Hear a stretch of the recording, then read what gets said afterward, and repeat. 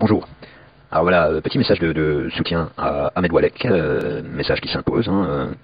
Je pense qu'on devrait tous se mobiliser contre ces pratiques, contre cet obscurantisme 2.0, cet obscurantisme moderne, ces pratiques de petits nasillons du net, qui, ont, qui prétendent pouvoir décider de qui a le droit de parler et qui devrait se taire.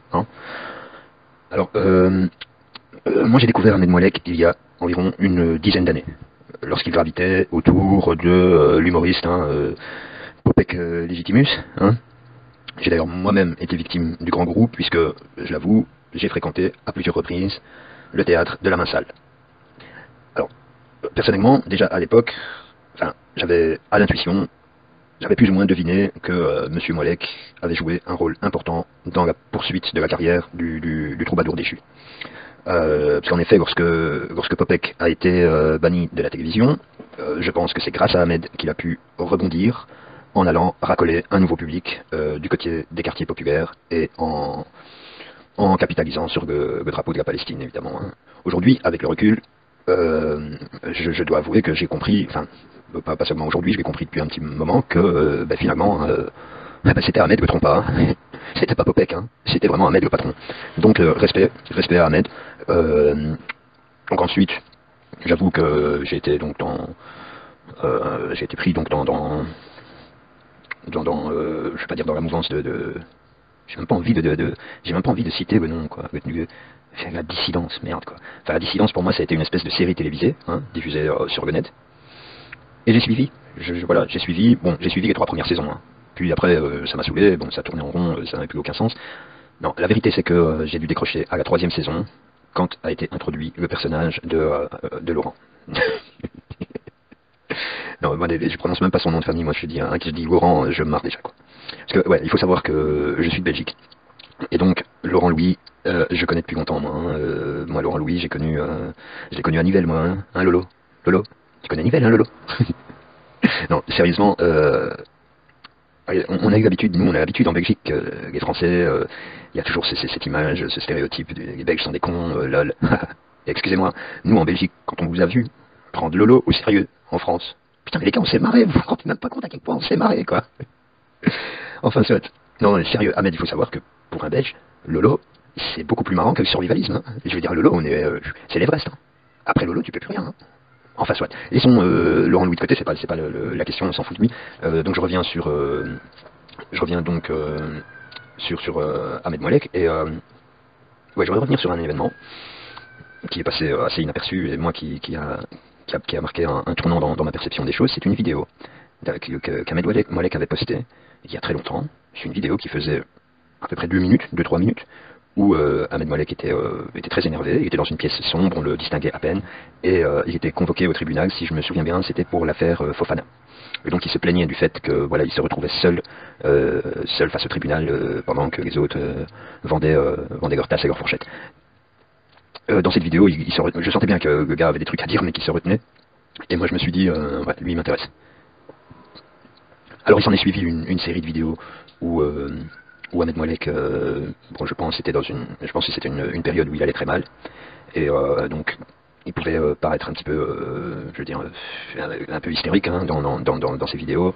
Alors évidemment, dans la secte de la dissidence, ils s'en sont donnés à cœur joie, ils passaient leur temps à le moquer, etc.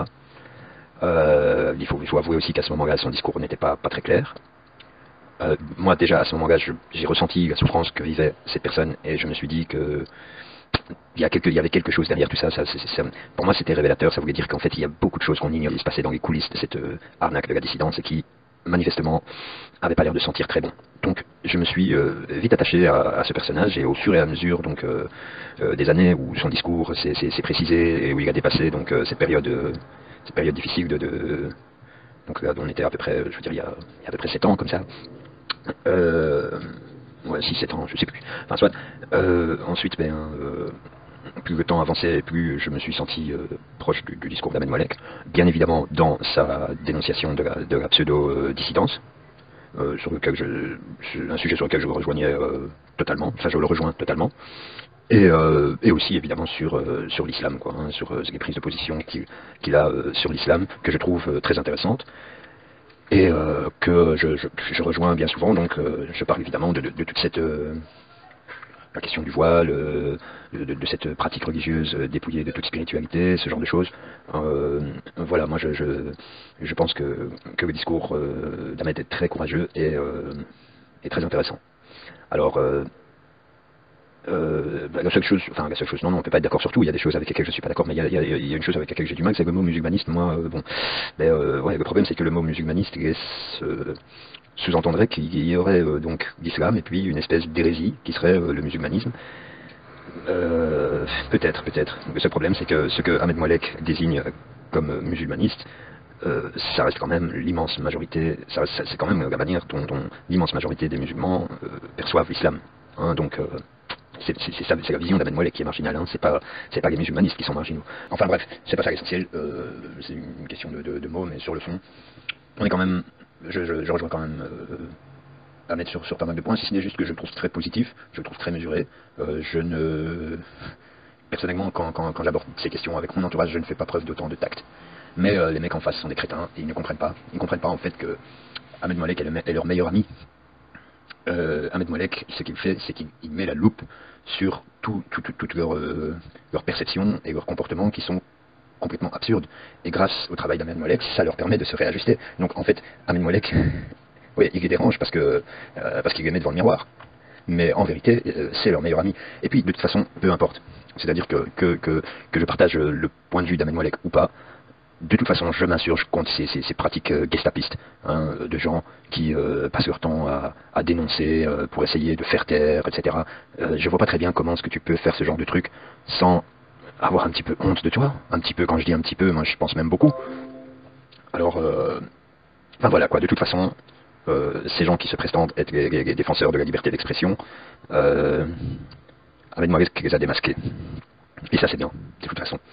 Et de toute façon, respect à Ahmed Moalek.